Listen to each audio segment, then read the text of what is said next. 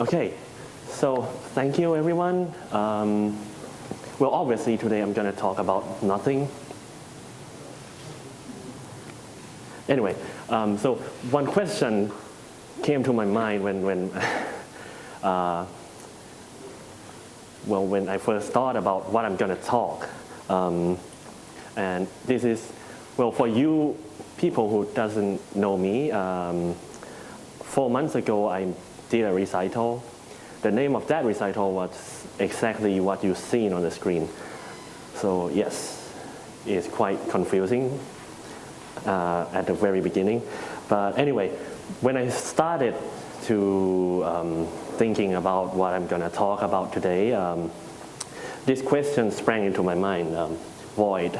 What in the world is this? Or even further, what out of the world is this?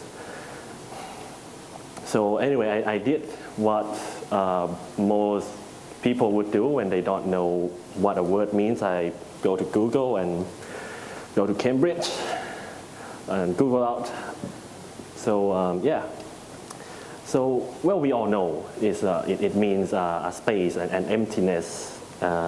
It could also mean something emotionally, like feeling of missing something.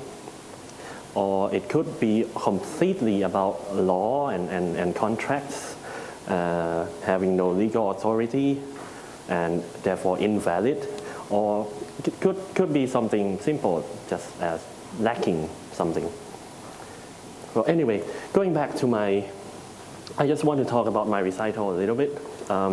So in my recital, I was more focused around the theme of the void in music.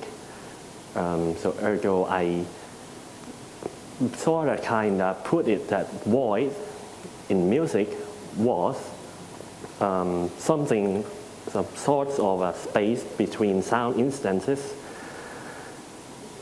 In other words, silence. So I wrote a little something. You can read along while I try to explain at my base ability. So basically, sound and silence complete each other. The sound and silence are two things that cannot be separated. It's these two things that complete and make what we call music. And it's always there. And what I felt at the time, I feel that the whole world around me, the town, this city, Bangkok, is full of noises, it's full of people, it's full of cars, full of traffic, full of motors, full of lights, full of, well, all sorts of things, constructions, for example. And I believe that those who live in Bangkok as long as I do will feel this feeling at some extent. So I was really focused on that. And so what I did in my recital looked something a little bit like this.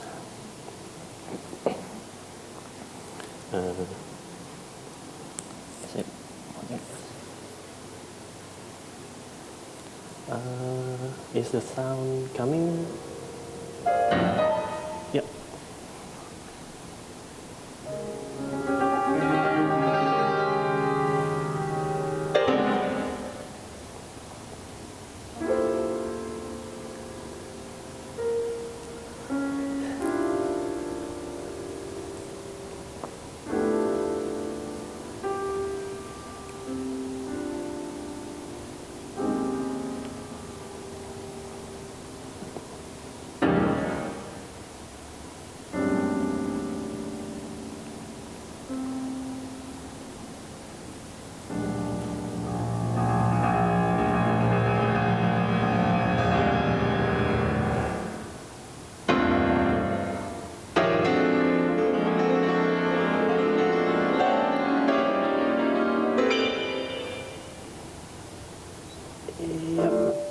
Yeah, that's pretty much it. Some of you might notice there's some sort of text on the back of the wall. This is that quote.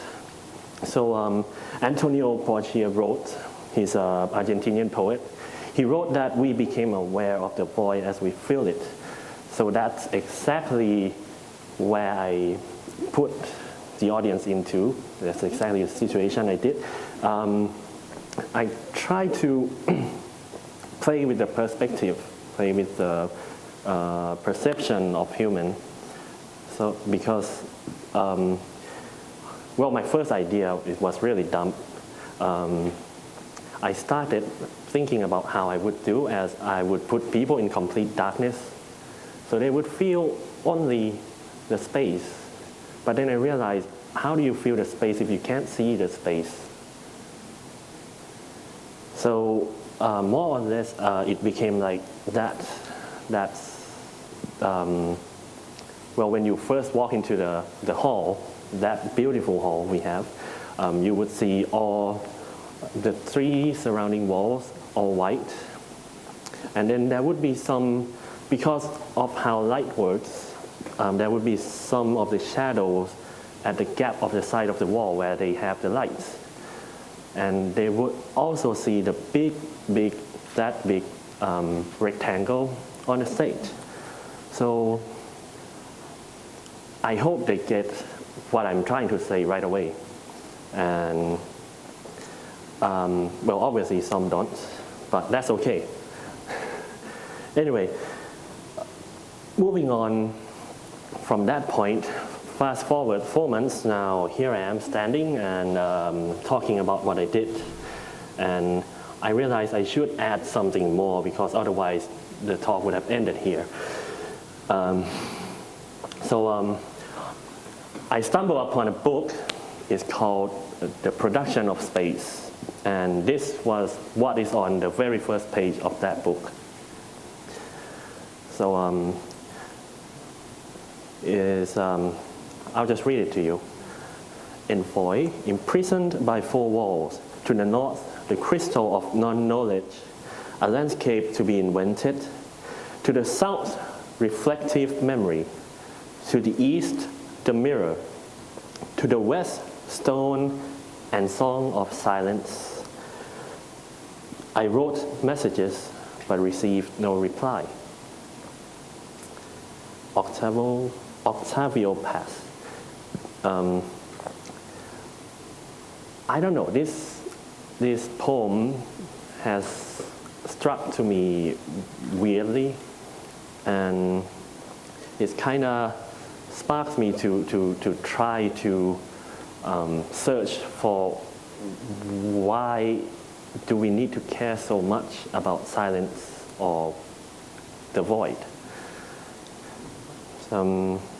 Yeah. So I begin to think about what are some of the things around us, and this is the ring of fire.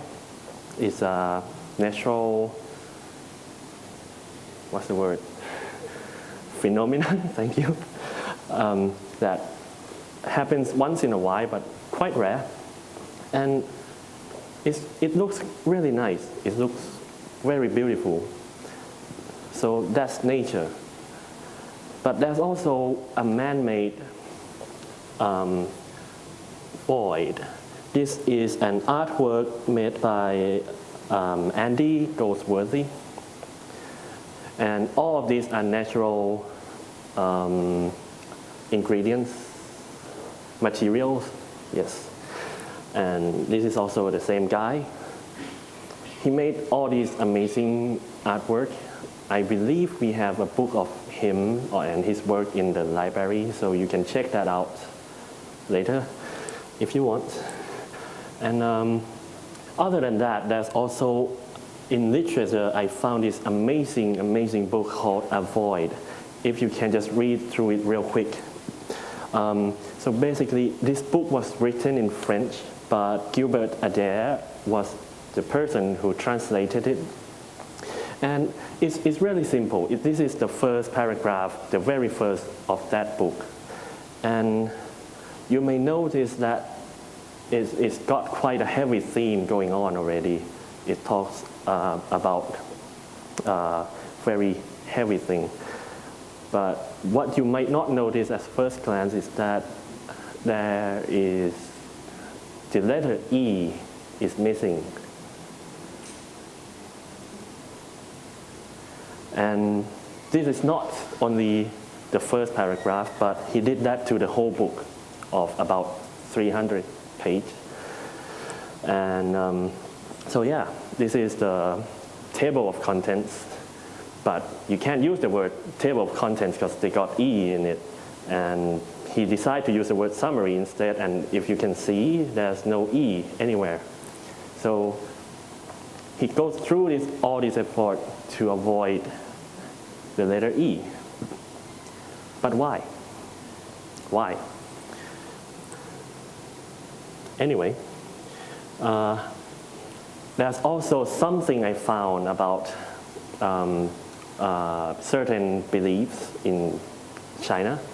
Is Taoism, and if you're not familiar with it, it's pretty much this. Yeah. So the idea is that I found this very interesting teaching in Taoism book. So it says 30 spokes share with the wheel's hub. It is a center hole that makes it useful. Shape clay into a vessel.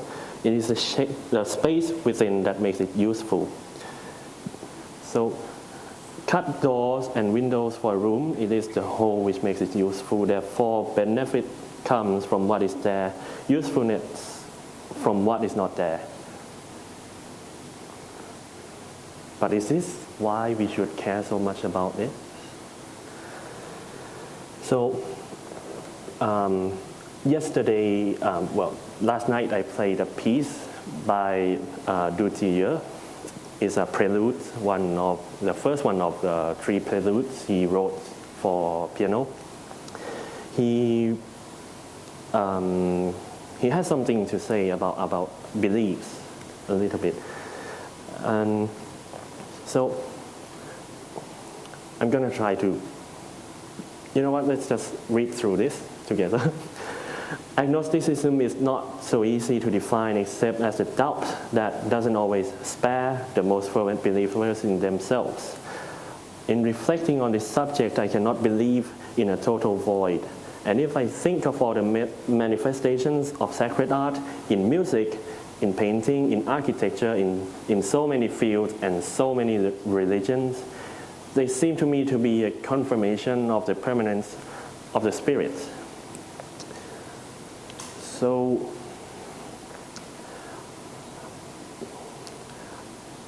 this really reflects on what I found earlier, the Antonio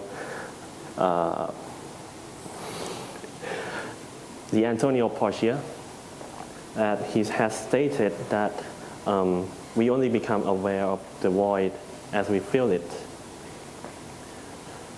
And I do believe his words because, well, technically, we as human, we can't really perceive total nothingness because it's the way our eyes work is that the light reflects on object and that's shoots into our eyes. So it's literally impossible for us.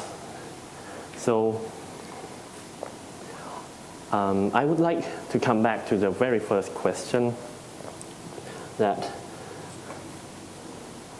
what in the world is void? Or is that even the right question to ask? Or should we even ask at all? And yes, that would be it. I would like to discuss to all of you. Thank you.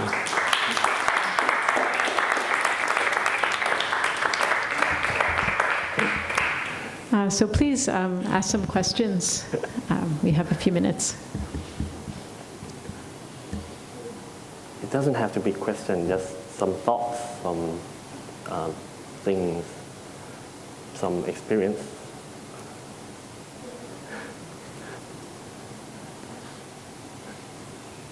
I have a quick question for you.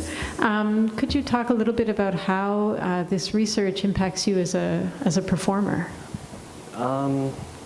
Well, how should I put this? The first thing that I noticed through my playing is that I care more about how I play in general. I just listen to more space, and I take deep breaths more while I play. Other than that, it's really it changes my perspective of how I could work on a piece and generally how I can express and how time is really an essence. And actually, there's about the space of performance, there's a really amazing talk by David Byrne. He was the lead singer, I believe, of the band Talking Heads. And he talks about how architecture actually leads how music was composed. And yeah, and I just realized I'm steering off the topic, so I'll just stop.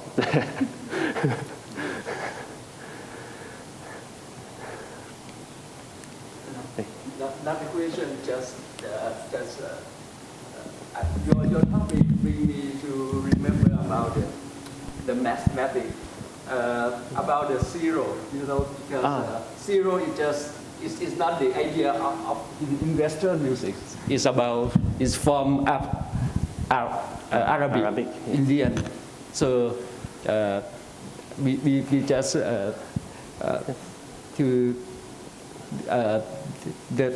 the concept of zero or nothingness is original from India, so that you talk about Taoism, something like this. So I think it's when we go back to about the Roman numeric, so you will find it's no zero also. So just mention something like this.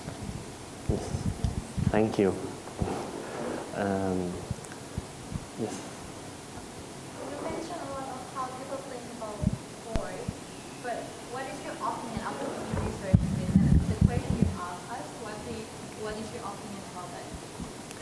So I think it's entirely based on which context we are talking about.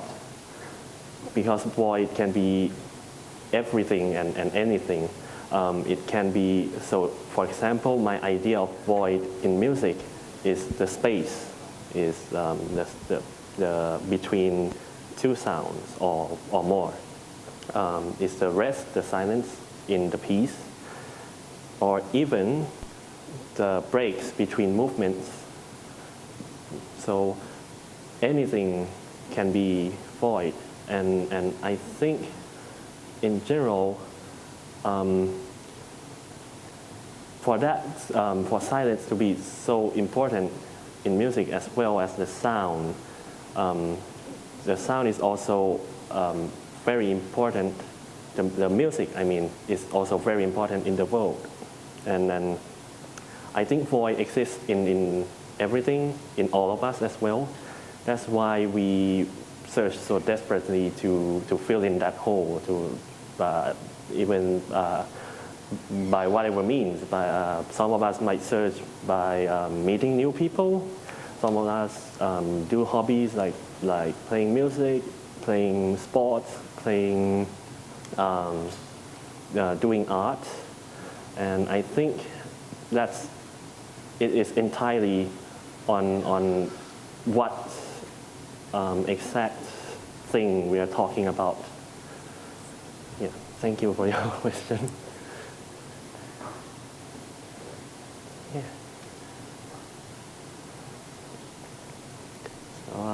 Any more?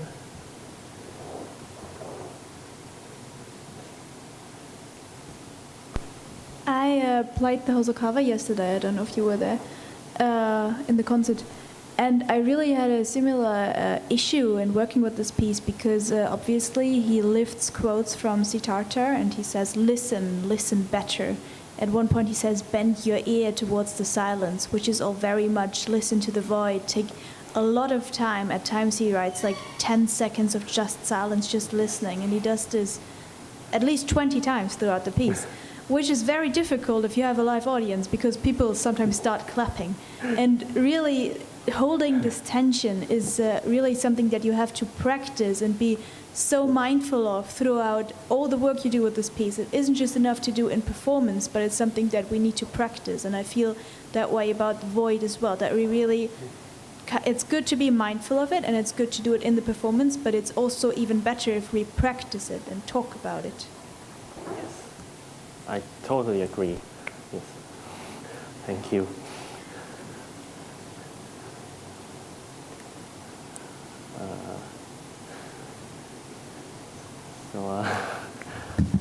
Yeah. All right, maybe there can be some more discussion Yes, of course. over some coffee. Yes.